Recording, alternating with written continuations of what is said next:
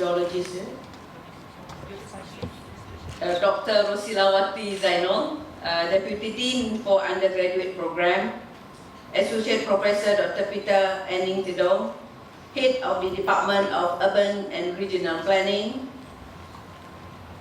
TPr, GS is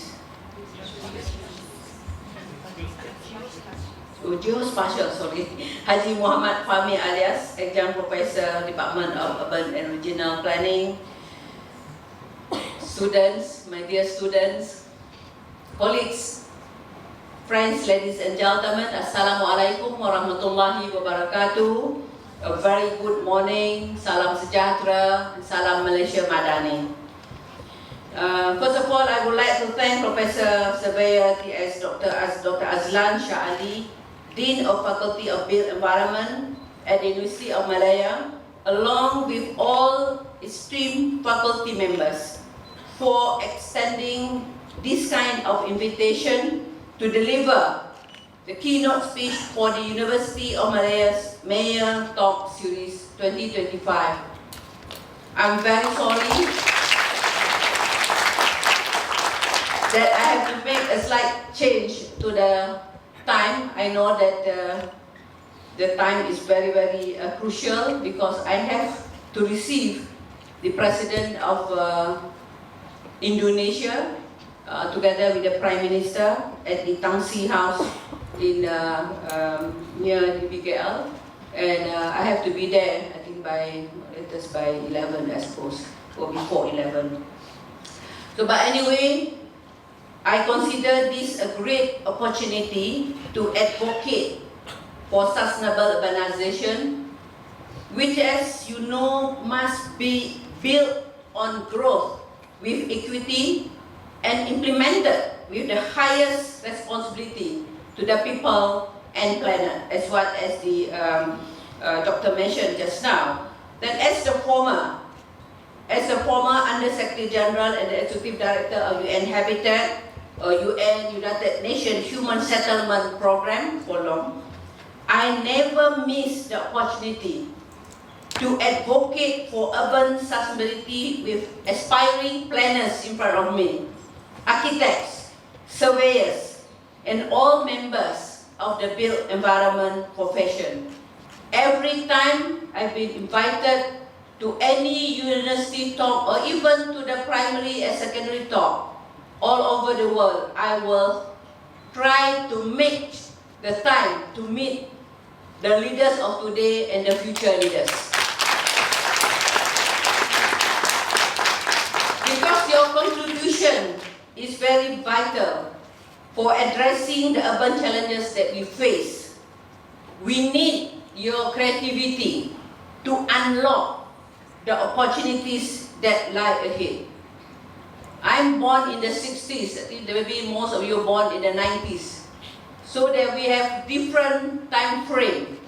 I'm going to be 65, I think can be your mother or some to be your grandmother here. But our time is different. Even sometimes I have a different way of thinking with my own two daughters.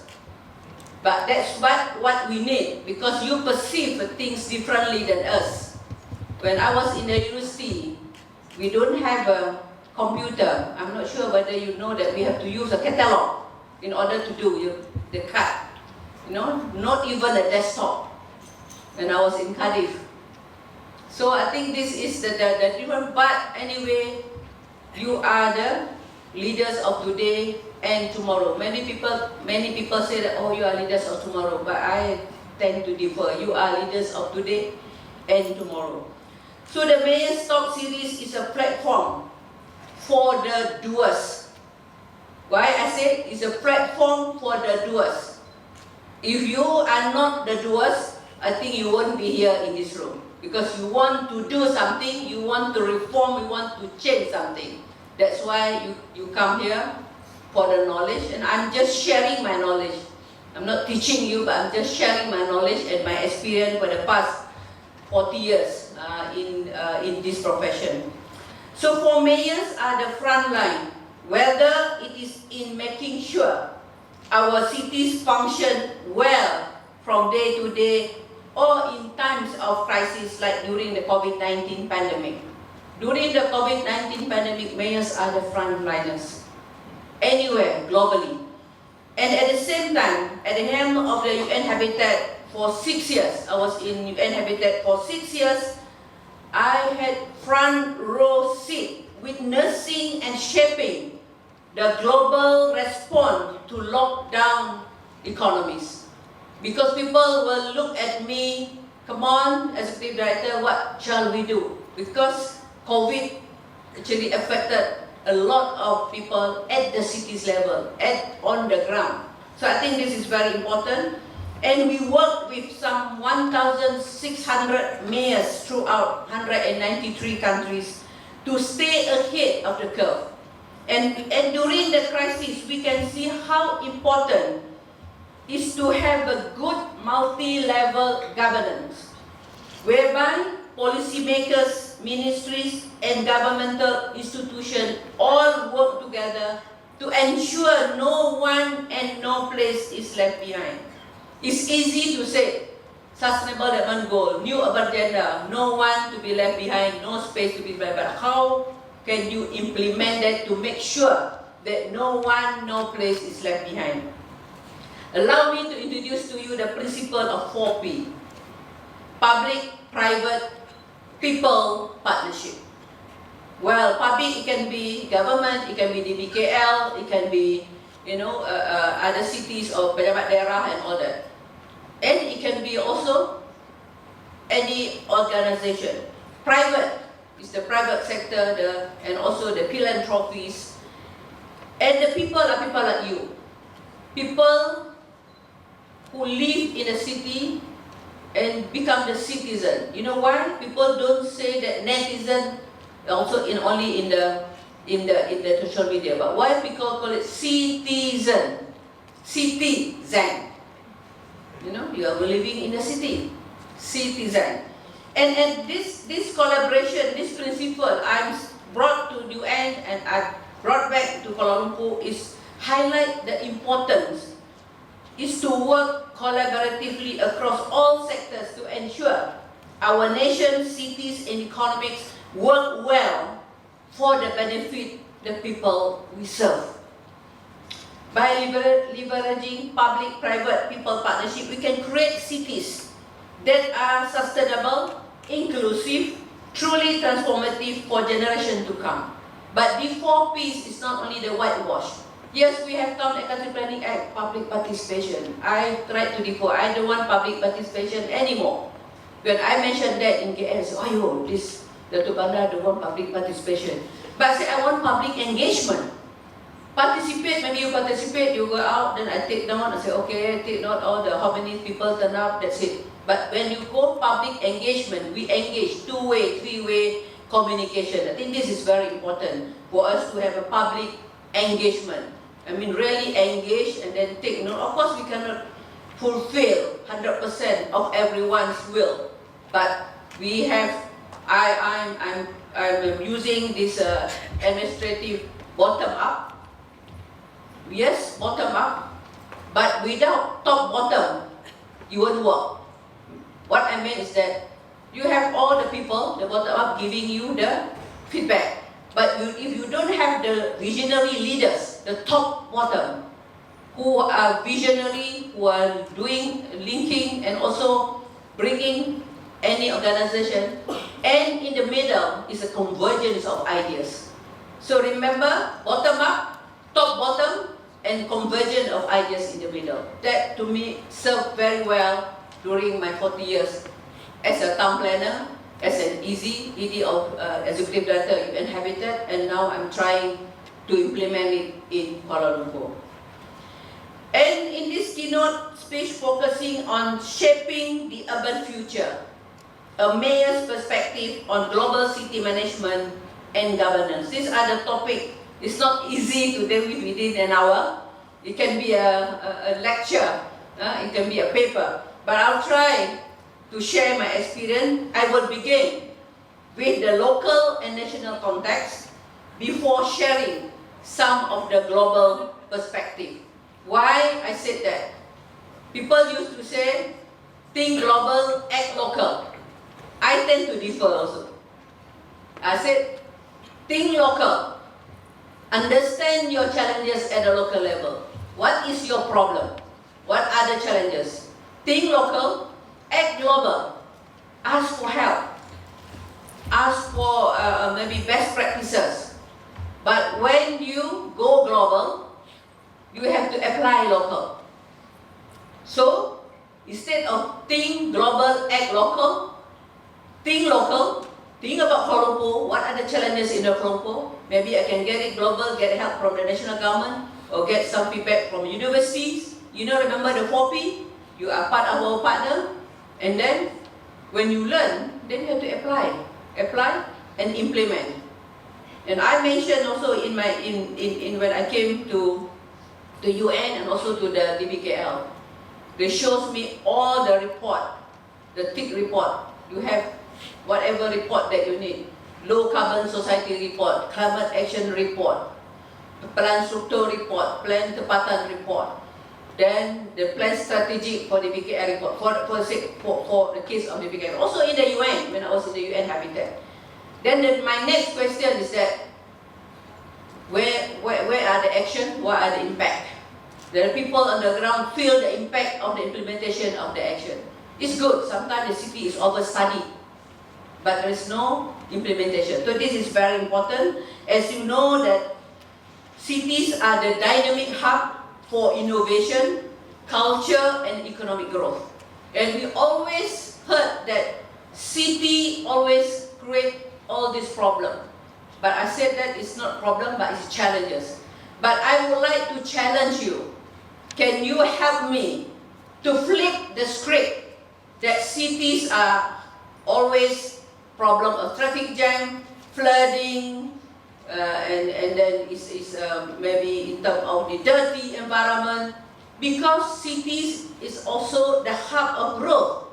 Cities is where the universities are, the brainchild in the cities, and cities is where all the banking are. Cities is where the hospital, the institution, the research. Why can't we flip the script that urbanization is create urban solution? Instead of urbanization, create problem. In the DBKL, I want to try during my term, I'm trying very hard to flip the script of 3 stigma in Kuala Lumpur. 1, traffic jam. Bila nak pergi KL, traffic jam. Second, banjir. KL, banjir. Even my family said, come to KL. When is the time it's not banjir? Third is corruption. I'm very frank. These are the 3 stigma. I want to flip the script. Maybe if there are so many other stigma, but I think we need to prioritize. But please help me to flip the script that sustainable urbanization is also an urban solution. Not only create problem. And you are the brain, and you are the expertise, and you have the research. And because in Kuala Lumpur itself, so many universities, private universities, public universities, institutions, why can't we create an urban solution? So help me to flip the script.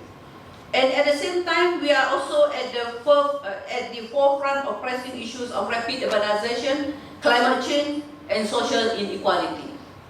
Well, let me go to Kuala Lumpur. It's a Malaysia capital, as you know, exemplifies this very dynamic. And with a contribution nearly 244 billion annually to the national GDP, second only to Selangor. It underscores the city's strategic importance and the necessity of sustainable urban policies. So in the case of our capital city, we must adopt a comprehensive approach to urban management, one that balances economic growth with environmental stewardship and social inclusivity. Yes, easy said than done. Then you will say that, Mayor, you do lah. You do lah. You said, pandai cakap lah, kena buat lah. But standing in front here, I say that I cannot do it alone. Even our colleague read very long CV of mine. I cannot do it alone. I need help. That's why the 4P come in. I need help, I need collaboration, and I need support. So I think this is very important. So to achieve this, today urban leaders must navigate complexity with adaptability and resilience. I think this is very, very important. They must champion inclusive policies and implement transformative strategies that align growth with sustainability. And let me share with you some of the strategy that my team and I have crafted to better position Kuala Lumpur. I want to see Kuala Lumpur a livable and a lovable city for all by 2040. Can we achieve livable and lovable city? Yes. Do you love Kuala Lumpur? Yes. If you love Kuala Lumpur, please take care of Kuala Lumpur. When you celebrate New Year, don't throw rubbish on the ground. Well, I've been a mayor of Kuala Lumpur for the past 4 months. My first experience, I said, if you love Kuala Lumpur, why after Deepavali, so many rubbish thrown around, like nobody's business. Then come to Christmas, again. I don't think you all love Kuala Lumpur in that sense, but not many you all, it's not, maybe you all in this room love Kuala Lumpur, but I'm talking about people out there. If you love Kuala Lumpur, I don't think you'll throw rubbish. And then recently the New Year. But I'm very happy some of the organizations, the NGOs, some other people out there, they even put it, no littering, keep Kuala Lumpur clean, love Kuala Lumpur. I think the message is already out there. So I want you all to be my ambassador. I'm your adjunct professor. I want you to be the adjunct professor of the YBhg. To go out there and say that please love Kuala Lumpur, keep Kuala Lumpur clean, keep Kuala Lumpur healthy, keep Kuala Lumpur cleaner, greener, safer, healthier. At the end of the day, you are happy people.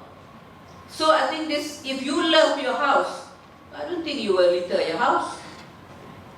If you love somebody, orang apa, bahasa Melayu tu, kalau saya cinta saya, lautan api saya renangi. Lautan api kena renangi to keep Kuala Lumpur clean. So please, go out there, be our DBKL adjunct professor, and be our ambassador to spread this news. Love Kuala Lumpur, make Kuala Lumpur livable and lovable city.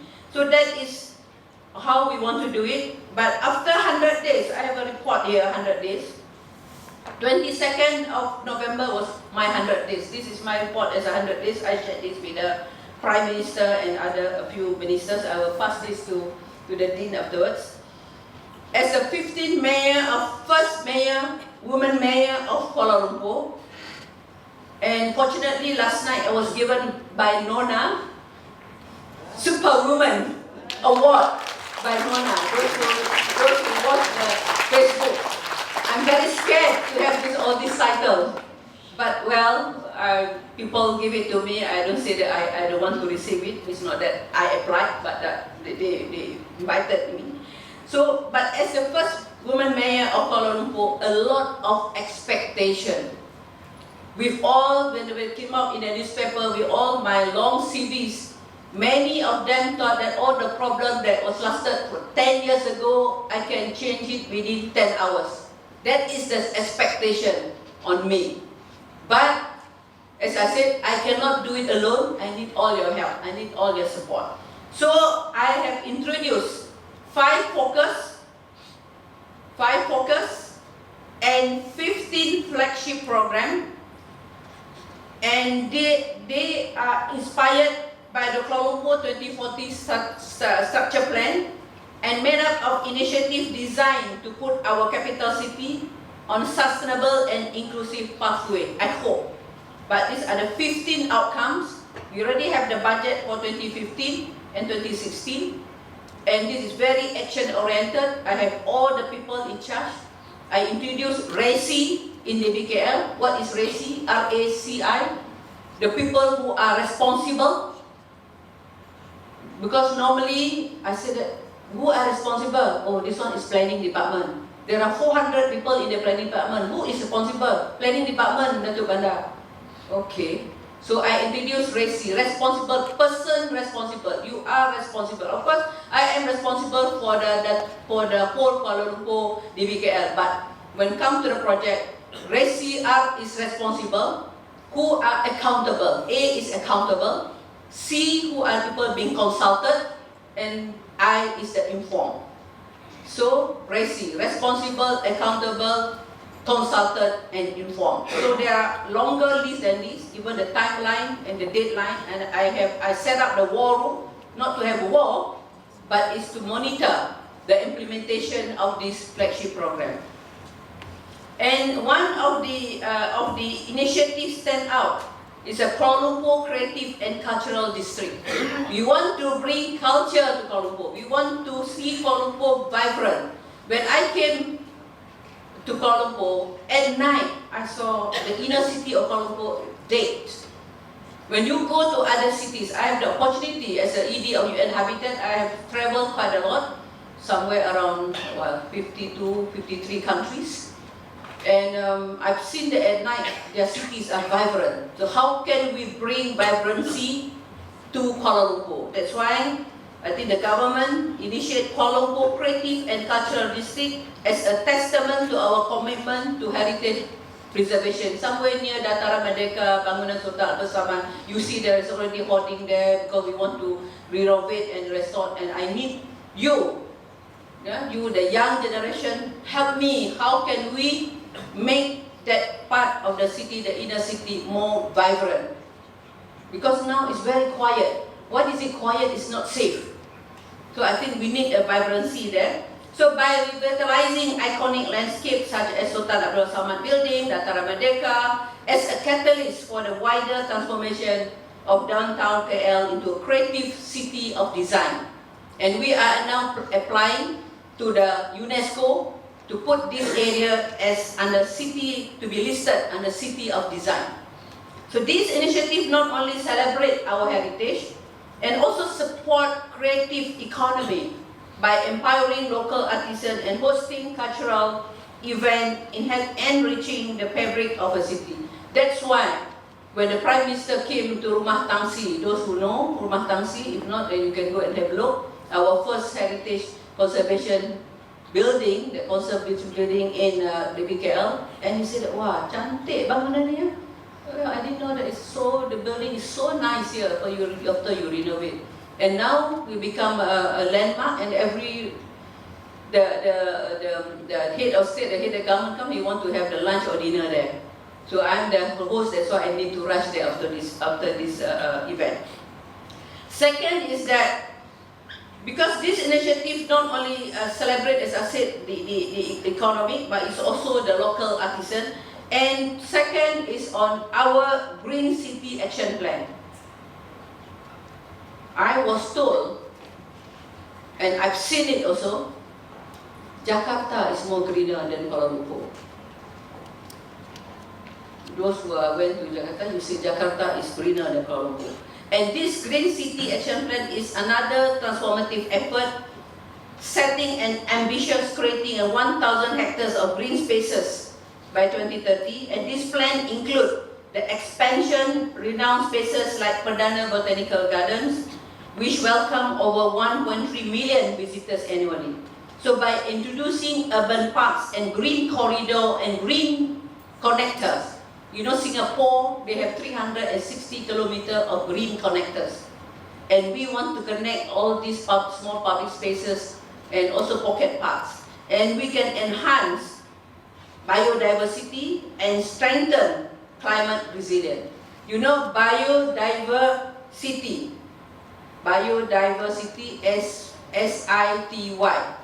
I would like to promote biodiversities, CITIES.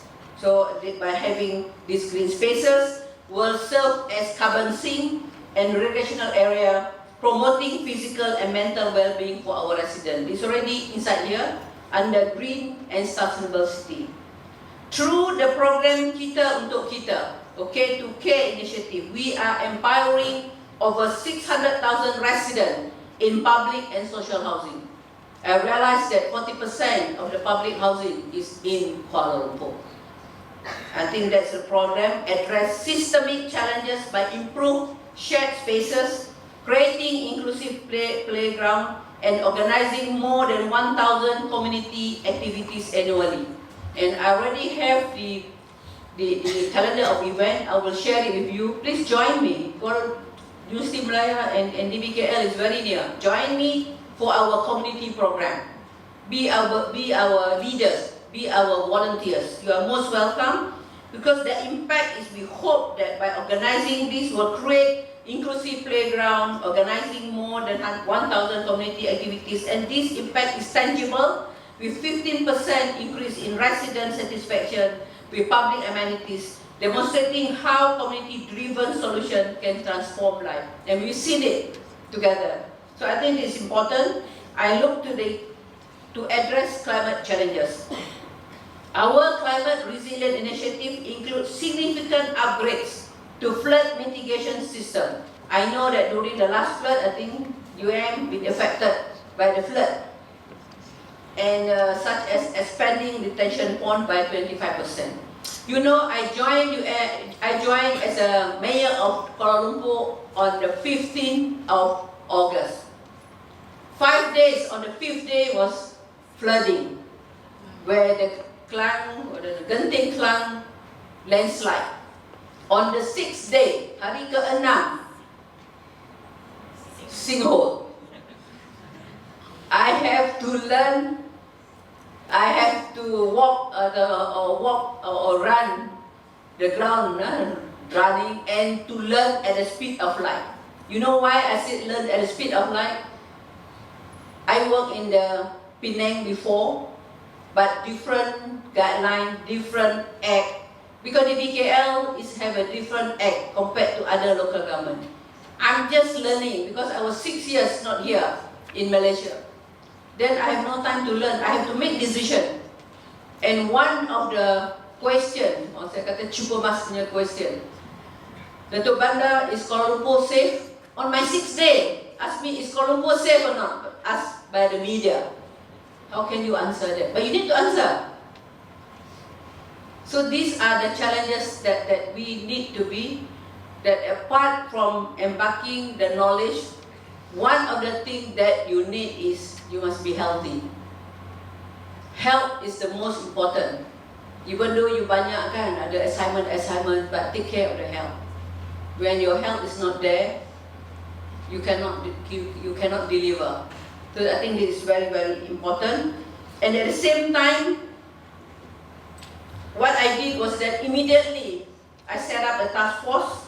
Immediately we looked at the SOP of cleaning, the mapping the drain, mapping the hotspot. We have 37 hotspot banjir in Kuala Lumpur, and we are monitoring these flood-prone areas. We're looking at the pump houses, and then installing 30 new water pump, clean up. That's why I said, working together with the people not to block the drainage and all that, working with the IDs, and also cleaning the river, deepening and all that. So I hope that there will be some changes towards the end. And now this year is we are the ASEAN chair, and we really need to portray that Kuala Lumpur is livable, and so that all these ASEAN leaders love Kuala Lumpur and they will come back for holiday.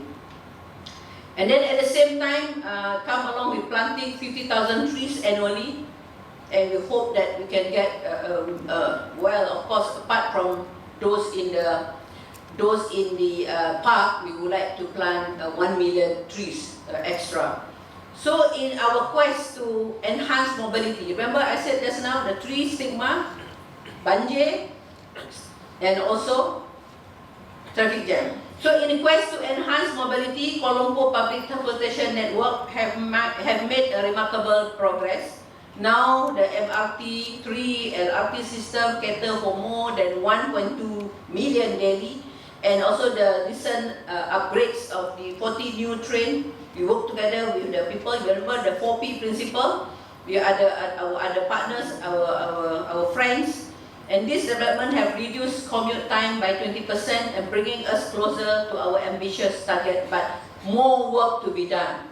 More work to be done. So this a shining example is our eco-friendly transportation Go KL EV pre-bus service, and we facilitate over 100,000 rides daily. And recognizing this as a future of transportation, Kuala Lumpur is actively working to transition its public transport fleet to electric vehicle. And I think recently the Ketua Police make announcement, suggestion actually, not announcement, sorry, suggestion, because we work together with them to convert Bukit Bintang into a fully pedestrianized area. Do you support that? Yes. But I had a very tough challenge by the business. But I want to share with you in Moscow. I just came back from Moscow. The KPI of the mayor, because mayor in Moscow they are elected. The KPI of the mayor of Moscow, he said how many streets he managed to convert into fully pedestrianized. That is his KPI. Not the other way around. In Moscow, I just came back in Moscow last year. I met the mayor. This is all my commitment before I become the mayor. I need to finish it last year.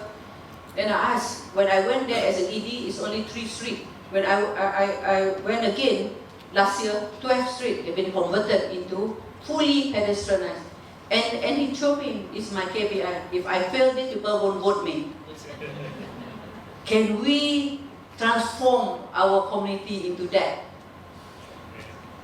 So I think this is need leadership, need commitment, and also need resilience. So again, beyond transportation, we are also investing in inclusive, engaging public spaces, 15 new urban parks and revitalizing 30 existing ones. We are fostering community bond and promoting inclusivity. The 4P just now, I invited also the private sector to ambil anak angkat all these public spaces and host more than, this year, Kuala Lumpur will host more than 250 events for ASEAN. So I need your help to help me. At the same time, during my tenure at the Seberang Perai City Council, I learned seemingly basic concerns like rubbish collection, drainage, tree cutting, street lighting are the bedrock of a livable city. So we need integrated urban and climate planning, must prioritize the needs of the people. People come first. If residents feel satisfied, happy and proud of their city, investment and development naturally flow. I've seen it in many countries in Africa, in Latin America, in Europe, and also now in Asia. So now, there is the local. Now go back when I served as the Under Secretary General and Executive Director of UN Habitat in Nairobi. I witnessed the transformative power of community-driven initiative. One such example is engaging young people like all of you to reclaim dump sites and convert them into a vibrant public spaces. Dandora in Kenya, and they won $1 million in Dubai Award. The power of community. So their energy and creativity played a pivotal role in revitalizing these areas. Here in Kuala Lumpur, we understand the value of public and green open spaces in promoting community well-being. Currently, the city boasts over 16 public parks, 400 recreational parks, including neighborhood park, 25 pocket parks, and countless other open spaces such as plaza and riverfront area. When was the last time that you visit botanical garden? Any one of you already visited our botanical garden? Yeah, the bird park.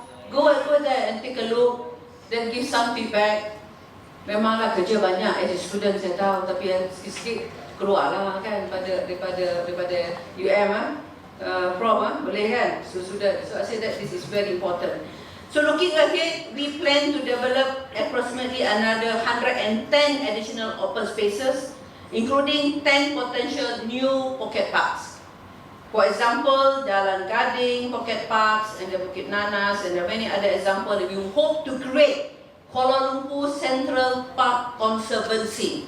I'm working with the Pejabat Tanah, which will be the KL biggest public open space connecting Perdana Lake Garden to Taman Tugu and through green corridors, the green connectors just now linking them up to Bukit Nanas Nature Reserve. That's my dream. But please make my dream come true together with you. But we have to dream first, then we work towards that. So our effort extend beyond parks to modernizing hawker center, which reflect our dedication to economic empowerment and urban hygiene. Because Kuala Lumpur is also the food heaven, over 1,500 hawker centers have been upgraded and improved facilities, and I already put quite a number of amount of funding for budget 2025. And help us also toward zero waste initiative. I'm very happy to see that today you have using glass bottle for serving water. Congratulations. When I first joined DBKL, they served me with the plastic water, the mineral water. Then I make immediate decision. I said, as long as I am the Datuk Bandar, I don't want to see any plastic during DBKL event. Immediately, the next meeting, all glass. No plastic at all.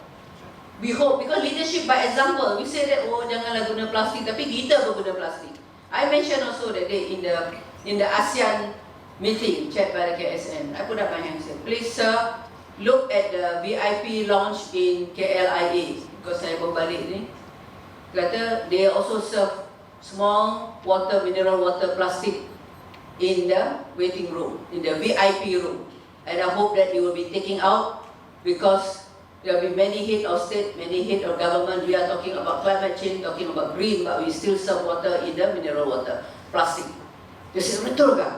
Malaysian Airport, perhaps please look into that. Small thing, actually it's very small, but people can take a photograph and say, oh, what are you talking about? So this, please don't use plastic. If Kenya can do that, do you think Kuala Lumpur, if Nairobi can do that, do you think Kuala Lumpur cannot do it? Because if you go to Kenya, you go to Nairobi, if you have a chance to go to Africa, you go to Nairobi, before you touch down your flight in Nairobi airport, there will be an announcement. They will say, ladies and gentlemen, if you have plastic with you, please leave it in the flight. If you bring plastic out, you will be fined. Kenya tu, Nairobi, takkan Kuala Lumpur tak boleh. And in Kenya, in Nairobi, you will never find a plastic in the market or even in the departmental store. All paper. Never now. Kita masih lagi pergi Giant ke, pergi departmental store kan, beli ikan, ada plastik. They don't use plastic anymore, even to buy fish. They use paper, wax paper, so that dia tak meresap air. In Kenya, in Rwanda, Kigali is the most, you can Google, Kigali, Rwanda is the cleanest city in Africa. Why we cannot do it? Why can't we do it? And you see, you cannot see any paper, not even cigarette butt on the street of Rwanda. I went one time to meet President Kagame. President Kagame offered me to go to see the gorilla searching. They call it gorilla chasing. All we have to go to that to visit that conservancy is in the forest. Have to go through the villages. I purposely asked the driver to stop, and I went to the drain. I think when you are a mayor, you're always a mayor. I said, why Excellency? Why you want to stop by the roadside? I said, I want to see your drain. Why you want to see our drain? I said, never mind. Then I said, pokok lah dekat Kigali saja yang bersih, dekat bandar tak bersih. Super clean. And then I said, the way back, can we go another road? Mana tahu nak pergi kat situ kan. Hati ni jahat juga lah kepala. Pokok lah, dia dah satu ke. I pergi another route. Is there another way to go to Kigali? I said, yes, Excellency. Can we follow that? Then I stopped. Then I opened because dia ada recycling dustbin. I pergi buka. Dia sedih pelik dia perempuan pergi tengok longkang, pergi tengok tong sampah. I flip. Memang ikut paper plus glass and also the organic. Tak ada campur aduk. Afrika, Rwanda, takkan dah KL tak boleh buat. Hidup kata kita duk ni develop, going to be a developed city, developed country. So I think this is also, that's why I launched zero waste, towards zero waste. Bukan zero waste lagi, towards zero waste. Towards baru. I hope there will be a zero waste. And when I did it in Seberang Prime, that's why I relate to Seberang Prime. During that time, those who were in Seberang Prime, 36 schools in Seberang Prime, they put a banner on their fence. Kita tidak mahu lihat MPSP compactor ataupun lori sampah masuk ke dalam kawasan kami. Kami benci sampah. Kami sifar 36 schools in Seberang Prime, zero waste. They declared themselves zero waste. Maybe MU can also declare from today onward zero waste. Boleh kan? Recycling, help me. Maybe become I'm the professor adjunct here. Please help me. You should be my supporter. Please help me to make the reality. And I will come here again to launch that. This is the first university zero waste. Why not? Otherwise, tak elok lah, cakap je kan. So you cakap dan buat. So I think this is very important. Then as an advisor to COP29 President, and during my time in the UN, I continue to advocate for 4R, not 3R. They asked me, what is the first R? I said, we know reduce, reuse, recycle. Anyone knows what is the other R? Rethink. Whatever that you do, you have to rethink. Even though you are planner, engineer, architect, mother, sister, as an individual, before you consume, before you do, maybe going out later on, you'll be a professional. Before you plan your city, you plan your development, before you draw the first line on the computer, please think, what is the impact of my design? What is the impact of my planning? If I go out now, what is the impact of my action? Because transformation starts with individual. If you want to transform people, you have to transform yourself first. Otherwise, it's only preaching, but you preach, but you don't do. So I think this is very important. Rethink, reduce, reuse, recycle, and this is very important. The first word is rethink. So, to tackle these challenges, we introduced one community, one recycle program. You remember the community inclusivity just now, leaving no one behind? So, we already have this program, launched a program that when they bring the recycled material to our recycling center, we give them coupon. We work together with the department store. They can go to the department store to change for food, or they can even change it for their rental. You know, the BKL have a rental house. If they have the coupon, they recycle the material, they send to our center. That particular amount, let's say they get 100 ringgit per month or 50 ringgit worth of coupon, then we can deduct as an incentive to reduce our rental. Because the council rental house, the DBKL rental house is 124 per month. Very cheap. Itu pun ada lagi orang hutang. 124, but let's say that if you have 24 ringgit per month, then they can only pay 124. That is incentive. You know, one community, one recycle. So I need over more than 5,000 young individuals need to be trained in the field of renewable energy and digital technology to implement this. So, just as it is good to have a well laid out plan, we also must focus to make sure that our organization will are fit for purpose. MU must be fit for its purpose. DBKL must be fit for the purpose. So governance reform is very important. That's why my fifth focus is on governance. I think this is important because the governance reform will include the impact of the DBKL, the midterm reviews of all the plan, the national audit, and I even suggested to the Jabatan Audit Negara to audit DBKL, not only to audit the program paid by the federal government, but to audit the whole DBKL. Wah, bila saya announce tu, saya tengok my staff punya face, different faces. Ada yang apa Datuk Bandar ni buat ni. I said, why not? We should audit the whole organisation, not part of the project only. So they are going to audit this year, Jabatan Audit Negara, DBKL, because I believe that when we do the audit, it's not to say to look at where we went wrong, but it's also, I think, it positive so that we can improve further when we have the audit report. At the same time, inclusivity is also the central for the new development. At the same, and I also would like to see how we can expand I said that diversity to biodiversities. And another program is also housing program, the Madani that the government is promoting now for the low-income families. We are with 100,000 unit built so far and plan for additional 20,000 by 2030. I think I need to speed up. And we are also revitalizing public space, transforming landmark like Dataran Merdeka and River of Life. Siapa yang dah pergi berjalan di sepanjang Sungai Gombak under the program River of Life? Angkat tangan. Oh, apa ni, Prof?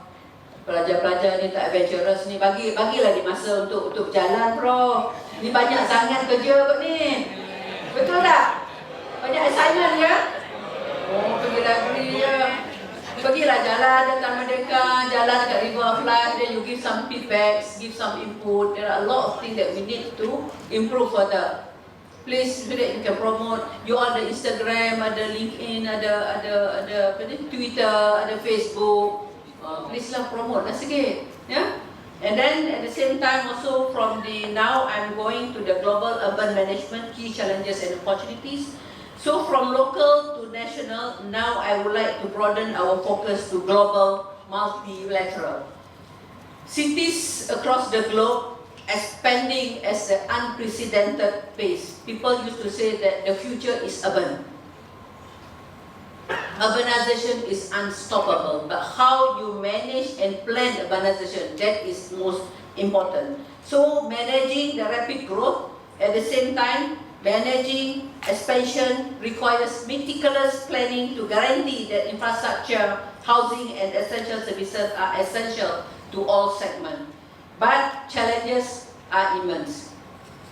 Many challenges, not problem. Don't say it's a problem because problem is very negative. Positive thinking is very important. So I always say it's feedback and challenges. And climate change stands out one of the most pressing threat to urban resilience. I think with extreme weather and rising temperature, you see that it's, now we become warm. When I came back from Nairobi, I tak boleh tahan. Because 6 years in Nairobi, the temperature throughout the year is like in Genting or Cameron Highland because they are up on the equator. When we came back to Kuala Lumpur, oh my God, it's very warm. But now I am acclimatized. But doesn't mean that you have to stand still. Oh, being acclimatized, do nothing. No, we should also reduce our temperature. So at the same time, technologies is important to enable cities to optimize resources and enhance connectivity. I'm working together with Seoul to go into the twin cities and digital twin for smart cities. At the same time, cities like Kuala Lumpur must set powerful example in navigating these challenges. At the same time, we must demonstrate how modernization can coexist with environmental stewardship and social inclusivity. At the same time, the path forward requires bold leadership and shared commitment for transformative change. By working together, city can become not only livable but also truly loved by all the citizens. So, reflecting on my tenure as Executive Director at UNHCR, I had the privilege of observing transformative urban initiatives in cities around the world. And this experience has deepened my appreciation for the diverse and innovative approaches to make cities not only functional but also inspiring. So at the same time, you can see that Kuala Lumpur now, between the modernization and heritage preservation, I think that's why the government promote or now introduce KLCCD with the public transportation, and also at the same time with the diverse stakeholders and the government communities and the private sector contribute to the shaping of our future. So the lesson learned here for all the cities like Kuala Lumpur underscore the pivotal role of leadership, innovation and community engagement. Leadership here is not only the Datuk Bandar, you know. Oh, jangan katalah leadership Datuk Bandar, jadi leader Datuk Bandar lah buat. Leadership here is meant everyone must have the leadership skill. It's not only the leader. The leadership skill at the community, the ketua kampung, the ketua NGO, the ketua maybe the persatuan, and of course up to the top that is the Prime Minister. So I think this is very important. And as you know, this one is insight for the young planners. I would like to share. I'm by profession the town planner. So far, I believe in plan-led development. Plan-led development is the key to achieve sustainable urbanization. This is very important. And urban planning is much more than the design of the physical structure. It's about creating systems that empower and serve communities. And as planner, your work shape not just building the infrastructure, but also the life of the people who inhabit these spaces.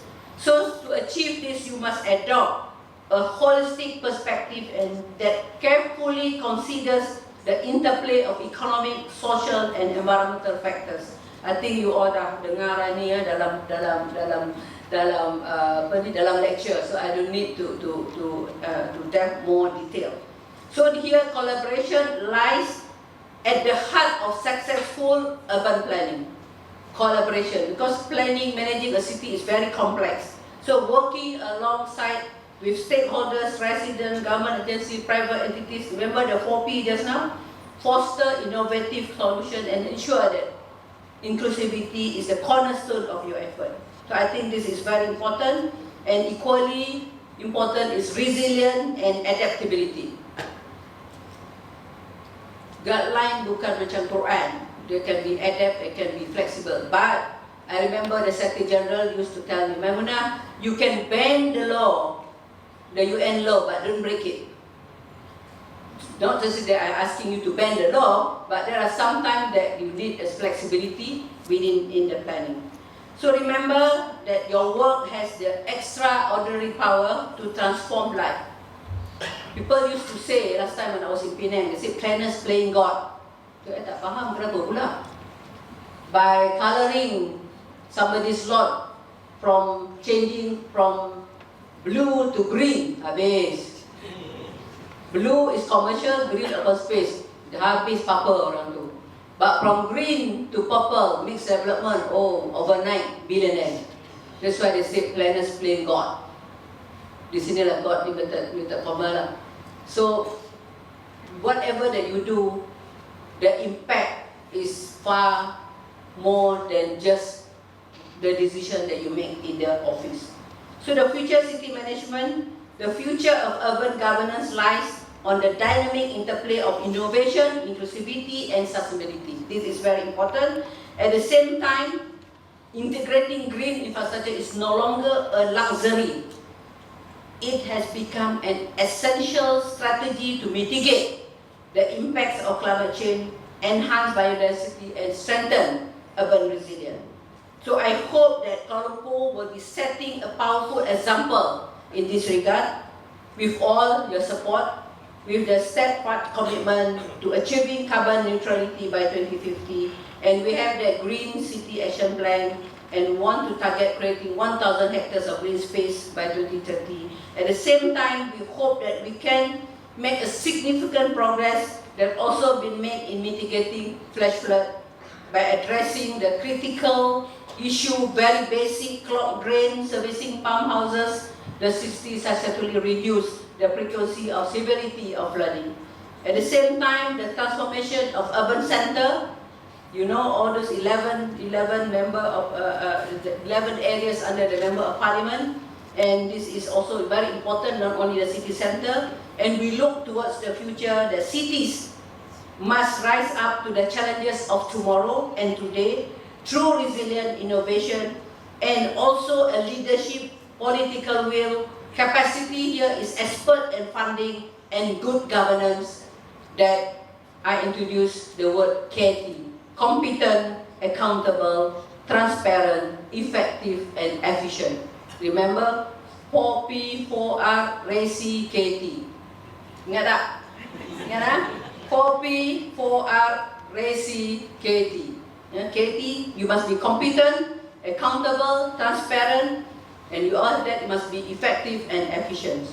So, I would like also to end this discussion. I encourage each of you to embrace the profound responsibility and privilege of shaping the future of our city. To the young professionals in front of me here, and also to the senior professionals gathered here today, be curious in your pursuit of knowledge, courageous in facing challenges, and compassionate in designing spaces that uplift and empower communities. Because with your determination, positive attitude, when you think about positive attitude, you will already, I think, cover 50% of the challenges. And at the same time, creativity and collaboration, and you hold the power to redefine what it means to live in and love a city. And you have to take vitamin P every day. Now another one. Siapa ambil vitamin P every day? Ada tak? Tak ada, ha? Vitamin C ada lah kan? Vitamin M, vitamin C, vitamin P. Many people ask me, I said, Dato Seri, you makan apa? Suplemen apa? Saya kata saya, demi Allah saya tak makan apa-apa suplemen. Cuma saya makan every morning madu dengan lemon, that's all. And kurma every morning for my breakfast. Saya makan vitamin P every day. Tahu tak? Vitamin passion. When you have the passionate to do something, sakit kepala pun hilang, demam sikit pun boleh kerja lagi, because you are passionate to do something, you want to achieve something, burning, hungry of knowledge, hungry of to do something, to transform something. So build up the passion in you, the passionate part in you. Janganlah kata, ni bos saya suruh buat, ni tak buat lah, saya buat lah. Lepas tu lah, senang lah, kena reminder. I challenge my staff, I said 0 reminder 2025. Tak payah nak remind, kita dah tua, dah besar-besar, kena remind lagi kan? 0 reminder. I dare to share with you, I never ask for any one-day extension from my boss when they gave me things to do. Never in my life to ask even one-day extension. Bos, bagilah saya 1 hari, 1 minggu lagi extension lah, saya tak boleh buat. Never.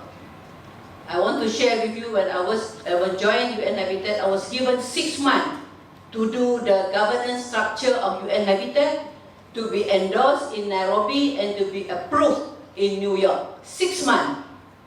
On the 28th of January, the Secretary General Antonio Guterres said, Maimunah, you have until 30th of June 2018 to do the governance structure of UN Habitat, which failing with, I don't know when I can put it as an agenda in the United Nations, in the UN Assembly. Then I came back to Nairobi and asked my chief of staff. They give me one file. I said, what is this thick file? ED, I don't know whether you can do it or not, but I hope you can do it, because we have been trying to do it for the last 14 years, but we failed. That is the challenges that I faced the first few months. After that, I came down here for the World Urban Forum, remember, in 2018. And with that, I set up, it's long story to cut short, I managed to get the governance structure, the governance reform, the governance structure endorsed in Nairobi and sent to New York on the 26th of June, 5 days earlier than the deadline. Why I share this story, I want to challenge you. We can do it if you put our mind together. Jangan kata ni tak boleh lah, susah lah ni. Memang susah lah. You dapat-dapat pun dah kata susah, tak boleh. Memang tak boleh. You can guarantee you cannot do it. You can do pun kena terpaksa dapat markah. Alah, dapat markah, ni lah cukup lah, pakai cukup makan, cukup lah. Don't do that. So you must put your heart into it, your passion into it. That's why every day please take vitamin P. Take vitamin only in study, not only, but also in the family. Not in the family. Take vitamin P, passion, vitamin passion every day. And thank you for your attention, thank you for your engagement. I mean, I can see the body languages. Tak ada yang ngantuk kan? I tengok screen tu tak ada yang ngantuk kan? Okay. So I hope that we can have more sessions like this, and together let us transform aspiration into action and turn into innovative ideas into impactful realities. And to conclude, let us aspire to inspire before we expire. Faham tak? Let us aspire to inspire before kita expire. Saya expire untuk my deadline as a Datuk Bandar in 2027, before I expire. But you all, before you expire as a student, maybe let you aspire to inspire before you expire in whatever that you do. So I think this is very important. Thank you so much. I wish I have more time, but this is the time that I have to do. Terima kasih. Assalamualaikum warahmatullahi wabarakatuh. Thank you everybody.